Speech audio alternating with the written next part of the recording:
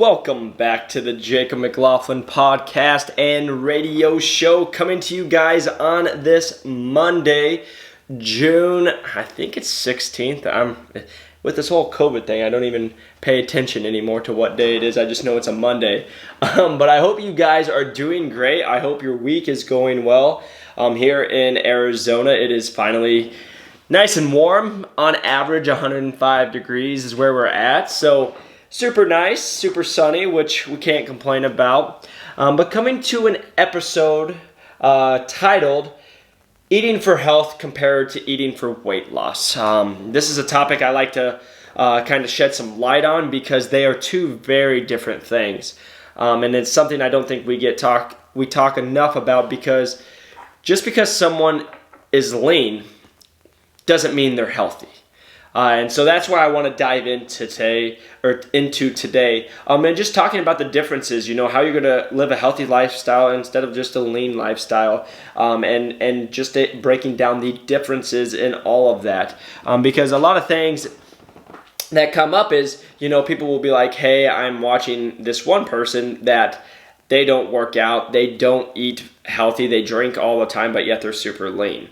And then we have the person who eats healthy, works out, and they're not seeing the results they want, and they're maybe not as lean as they would like. So I just want to kind of shed some light on that and just give you guys some information, and hopefully you guys get some tools to use out of this. So the big thing where we'll start out for when it comes to eating for weight loss, let's just go the general one that most people want is weight loss, and all that is a calorie deficit. So when you're talking about a calorie deficit, that means you burn more calories than you eat.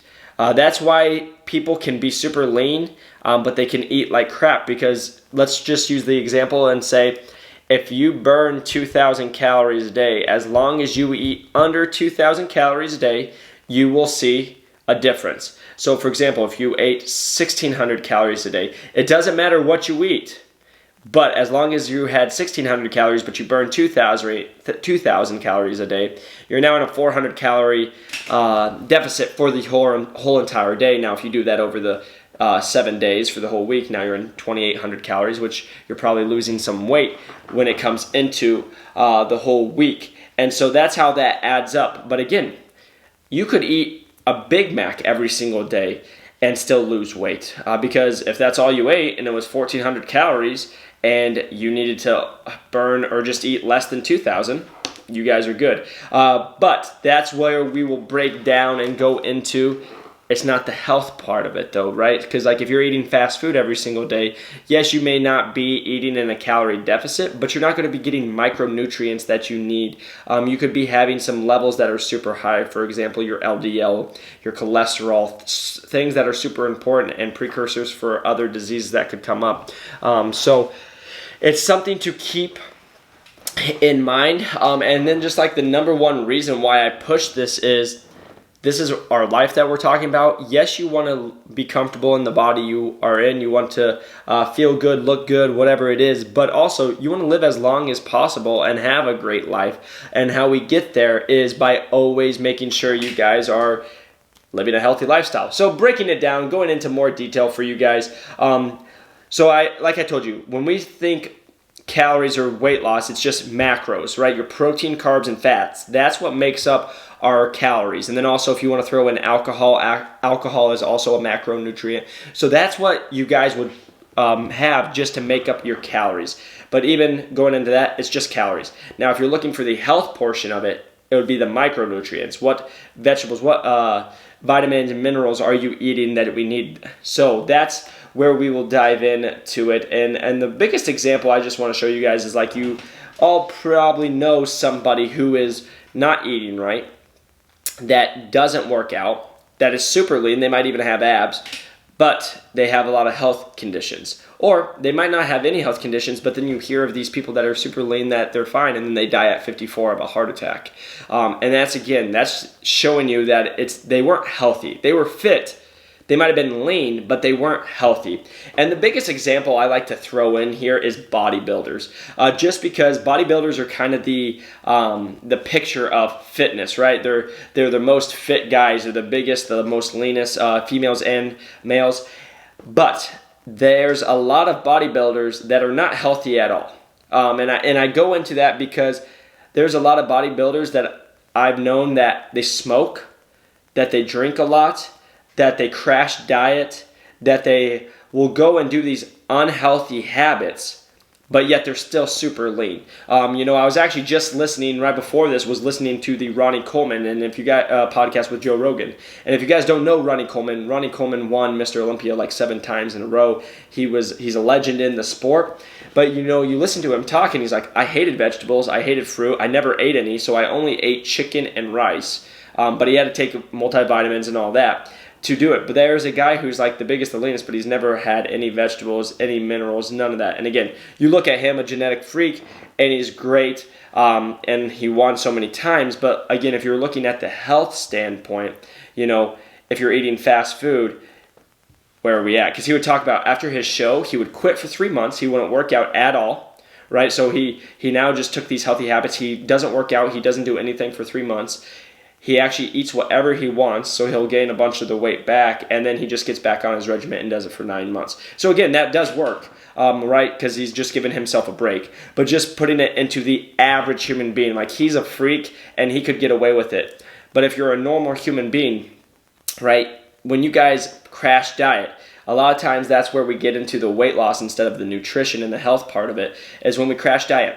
It's a diet that's putting you in that deficit so you lose the weight, but again, you probably aren't eating the healthiest. You just have to eat in a deficit, so you might not feel the best. But then going past that is, how long does it last, right? Do you usually withstand the weight? Do you keep the weight off, or do you guys just put the weight back on? And most of the time in these unhealthy habits of like the just weight loss diets it's a short-term thing, and what we're looking for especially health and wellness is a long-term. This is your whole entire life. So putting yourself into play of how do you make yourself be healthier and also eat for nutritional value. So going into the good nutrition, again, most nutrition, when you're talking about good nutrition, how can these people be lean? Most of the time they will be in a calorie deficit as well. But when you compare, for example, if you compare a Big Mac, and if it's 800 calories by itself, compared to if you ate chicken with asparagus and you did some veggies, maybe some peppers, and then you throw in some fruit with that, and you ate 800 calories worth of that meal, you're going to get 2 different values of when it comes to micronutrients and vitamins and what it's going to be affected into your body. And the big one I bring up is just because it's for the most people I see here is the LDL and cholesterol, which we've had several people that we know and have had family members that have passed away before the age of 60.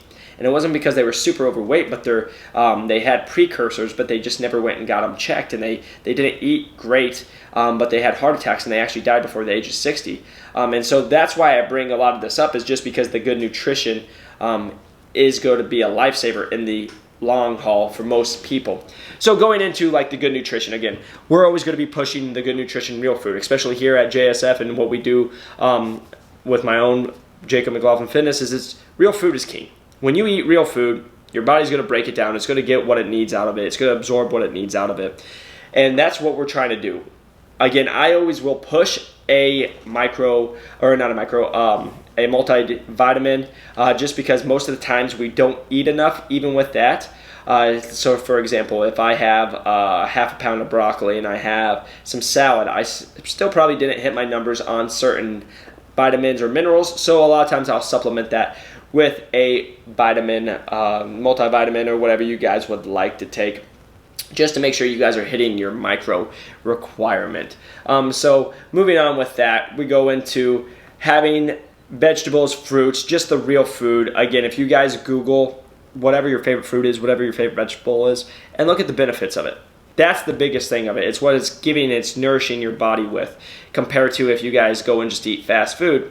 Again, you could be in a calorie deficit, but what's that nourishing your body? You're not going to get the same vitamins and minerals. You're not going to get the same proper nutrients over the same meals of those two. So again, this was just to kind of shed some light on it. Real quick, what I just wanted to end with is when we're looking at even eating for weight loss, these are some of the common side effects that come with it because they are just in such a deficit instead of having a good calorie deficit, aka eating healthy. So going into it, like malnutrition. So again, they're not getting their vitamins and minerals, so now they're having problems there. Dehydration, fatigue, headaches, irritability, dizziness, constipation, gallstone or gallbladder problems, muscle loss, hair loss, and imbalance of electrolytes. And can also mess with the menstruation cycle for females. So again, that's just because if you're in that diet and you're going up and down, up and down, up and down, that can really play a big stressor on your body. And that's what I also wanted to bring in with like a lot of bodybuilders. You'll see that too, is like also the hormones will get out of whack, because when you do eat for a calorie deficit and then you put in a surplus and you go from eating super healthy or super lean and then you go into super surplus and now you're gaining the weight back, well, now your body's fluctuating, right? You're adding weight, you're losing weight, and that's a stressor on your body itself, and it's going to affect your hormones. So that's another thing to think about when it comes into eating for your calories and eating your micronutrients, everything.